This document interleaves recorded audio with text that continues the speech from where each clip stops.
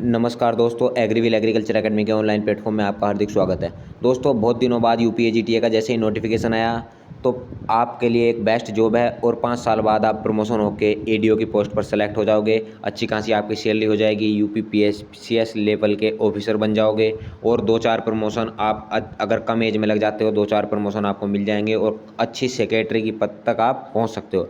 दोस्तों, आज हम डिस्कस करेंगे क्योंकि हम क्या कर रहे हैं अपनी एग्रीकल्चर एकेडमी प्लेटफॉर्म पर यूपीएजीटीए के लिए रेगुलर बैच स्टार्ट कर रहे हैं। उसके से पहले दोस्तों हम आपके साथ यूपीएजीटीए का सिलेबस डिस्कस करते हैं। दोस्तों, अगर बात करें एक अच्छे लेवल की जो जॉब है यूपीएजीटीए की, उसमें आपको केवल एग्ज़ाम देना है। एग्ज़ाम क्रैक करने के बाद आप यूपीएजीटीए की गोल्ड जॉब में लग जाओगे। उसके 5 साल बाद आप एडीओ की पोस्ट पर प्रमोशन हो जाएगा और उसके बाद 1-2 प्रमोशन होने के बाद आप अच्छी खासी रैंक के अधिकारी बन जाओगे। तो दोस्तों, आइए आज सिलेबस डिस्कस करते हैं। दोस्तों, अगर बात करें तो अच्छी खासी जॉब केवल आपको रिटन एग्ज़ाम के द्वारा ही मिल जाएगी। दोस्तों, 100 नंबर का एग्ज़ाम होने वाला है आपका, जिसमें आपको एग्रीकल्चर, कंप्यूटर और उत्तर प्रदेश जीके संबंधित 3 पार्ट आपको देखने को मिलेंगे। अगर बात करें एग्रीकल्चर की, तो एग्रीकल्चर का वेटेज दोस्तों थोड़ा ज़्यादा है। कंप्यूटर का वेटेज 15 नंबर का है और यूपी जीके का जो पोर्शन है वो 20 मार्क्स का है। ठीक है, 20 क्वेश्चन का।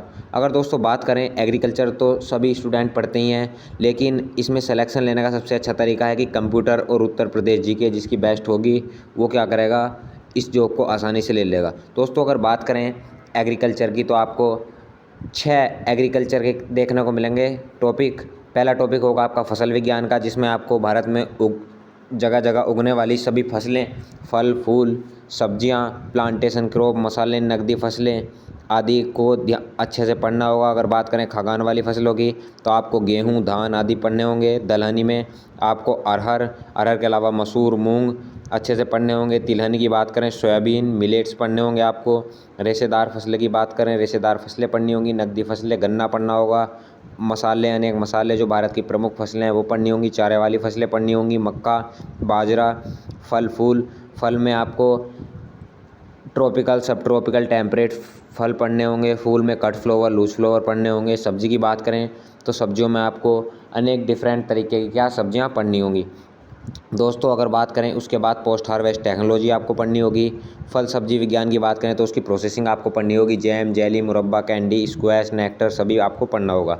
अगर बात करें आपको फसल चक्र के सिद्धांत पढ़ने होंगे, क्योंकि दोस्तों क्या है कि आज के समय में ऑर्गेनिक की ओर लोगों का ध्यान थोड़ा ज़्यादा जा रहा है, क्योंकि दोस्तों केमिकल से भूमियाँ ख़राब हो चुकी हैं और आने वाला दौर जो होगा वो ऑर्गेनिक का होगा। इसीलिए क्या कि आपको ऑर्गेनिक खेती के बारे में जानकारी होनी चाहिए। अच्छे खासे क्वेश्चन यहाँ से बनेंगे, क्योंकि सरकार भी ऑर्गेनिक खेती को क्या कर रही है, प्रमोट कर रही है। नेक्स्ट आपको दोस्तों सीड के बारे में पढ़ना है। सीड टेक्नोलॉजी कितने प्रकार की होती है, सर्टिफिकेशन कौन करता है, एनएससी कहाँ है, एसएससी के क्या कार्य हैं, इसकी स्थापना कब हुई थी, इसका हेडक्वार्टर कहाँ है, ये सभी आपको पढ़ना है। इसके बाद दोस्तों बात करें बीज शोधन की विधियाँ। बीज शोधन की विधियाँ आपको पढ़नी है। जैविक विधि पढ़नी है बीज उपचार की, और उसके बाद आपको केमिकल की विधियाँ पढ़नी है। केमिकल की विधि के बाद आपको जितने भी शोधन की विधियाँ हैं वो सारे आपको पढ़ लेनी है। फिर कृषि रक्षा से संबंधित दोस्तों अगर बात करें, IPM integrated pest management, INM integrated nutrient management और IDA integrated disease nutrient management आपको पढ़ना है। अगर बात करें दोस्तों, जो प्रमुख आपकी फसलें हैं भारत में होती हैं, उनके कीटों के बारे में पढ़ना है, उनके रोगों के बारे में पढ़ना है, उनके वेक्टर के बारे में पढ़ना है। उपज भंडार की विधियाँ पढ़नी है आपको, जैसे जीरो एनर्जी कूल चैम्बर पढ़ना है। किस फसल को लंबे समय तक सुरक्षित रखा जा सकता है, उनकी विधियाँ क्या क्या हैं। अगर आप एग्रीकल्चर सेक्टर में यूपीएजीटीए लगोगे तो किसानों की फसलों को किस तरीके से सुरक्षित करने में आप उनकी मदद करोगे। अगर बात करें दूसरे टॉपिक की, दूसरा टॉपिक है आपका जैव तकनीकी, पादप प्रजनन, क्रॉप फिजियोलॉजी। तो दोस्तों क्रॉप फिजियोलॉजी में आपके 10 क्वेश्चन आने वाले हैं। तो अगर इसके सिलेबस की बात करें तो क्रॉप फिजियोलॉजी में आपके 3 टॉपिक हैं, लेकिन 3 टॉपिक में ही काफ़ी डिफ़िकल्ट हैं, आपको अच्छे से पढ़ लेने हैं। दोस्तों ये जो आपका प्रकाश संश्लेषण, श्वसन, वाष्पोत्सर्जन, पौधों की एनाटॉमी, इनसे काफ़ी अच्छे खासे क्वेश्चन फंसते हैं, तो आपको अच्छे से पढ़ लेना है। नेक्स्ट बात करें दोस्तों सॉइल साइंस की, क्योंकि आप यूपीएजीटीए की भर्ती में सेलेक्ट हो गए, तो दोस्तों इसके अंदर एक तो न्यूट्रिएंट मैनेजमेंट इंपॉर्टेंट टॉपिक है, और न्यूट्रिएंट मैनेजमेंट के बाद सोइल के बारे में आपको अच्छे से पढ़ लेना है, उसका स्ट्रक्चर किस तरीके से बनती है, किस तरीके से नमूना लिया जाता है, क्योंकि जब आप एजीटीए की जॉब में जाओगे।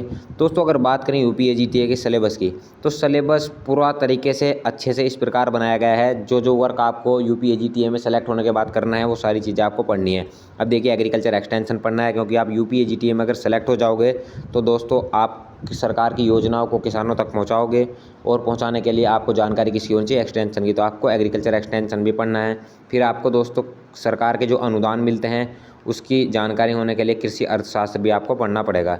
फिर दोस्तों सरकार की बहुत सारी योजनाएं आती हैं, पोल्ट्री से संबंधित, मधुमक्खी से संबंधित, रेशम कीट से संबंधित, कुक्कुट पालन, मछली पालन, और उनमें समय समय पर टीकाकरण होता है, उनकी जानकारी भी आपको होनी चाहिए, क्योंकि सरकार के द्वारा समय समय पर आपको जिम्मेदारी दी जाएगी गाँव में क्या करना है, आपको किसानों के लिए अनेक योजनाओं को, सरकार की योजनाओं को किसानों तक पहुंचाना है, तथा पशुओं में होने वाली बीमारियों का क्या करना है, निवारण कराना है। उसके बाद दोस्तों आपको कंप्यूटर की जानकारी होनी चाहिए, थोड़ी डीपली जानकारी होनी चाहिए, क्योंकि एजीटीए टेक्निकल इसके नाम में ही है, एग्रीकल्चर टेक्निकल, यानी टेक्निकल जानकारी आपको होनी चाहिए। जैसे किसान सम्मान निधि आती है, उसमें कोई समस्या किसान की हो जाती है तो उसका निवारण आप कर सकें। उसके बाद यूपी के इतिहास के बारे में आपको पढ़ना है, संस्कृति, कला, वास्तुकला, लोक नृत्य आदि के बारे में आपको पढ़ना है। ये आपका 20 नंबर का आएगा दोस्तों, काफ़ी अच्छी आपकी वैकेंसी होने वाली है। ये आपका सिलेबस यूपी एजीटीए का था दोस्तों। ये मौका आप अपने हाथ से मत गवाइए, क्योंकि अब लंबे समय तक यूपी एजीटीए की वैकेंसी नहीं आएगी, और पैड भी अधिकतर बच्चों ने 2023 का नहीं दिया, आपने दिया है, तो आपके पास अच्छा गोल्डन चांस है, बिल्कुल भी हल्के में ना लें। और क्योंकि कंपटीशन तो अच्छा रहने वाला है, क्योंकि लड़के काफ़ी दिनों से तैयारी कर रहे हैं, तो दोस्तों आपको क्या करना है, अपनी एग्रीकल्चर के साथ साथ यूपी जीके को मजबूत करना है और कंप्यूटर को मजबूत करना है, क्योंकि सिलेक्शन दिलवाने में यूपी जीके और कंप्यूटर एक बड़ा महत्व योगदान देगी। तो दोस्तों ये था आपका सिलेबस, हमने डिस्कस किया। अब आपको यूपी एजीटीए की रेगुलर क्लास से एग्रीविल एग्रीकल्चर एकेडमी पर भारत के बेस्ट एजुकेटरों द्वारा डेली मिलती रहेंगी। दोस्तों यूपी एजीटीए की तैयारी करने के लिए हमारे एग्रीविल एग्रीकल्चर एकेडमी ऐप को प्ले स्टोर से डाउनलोड करें, और एग्रीविल एग्रीकल्चर एकेडमी यूट्यूब चैनल को सब्सक्राइब करें।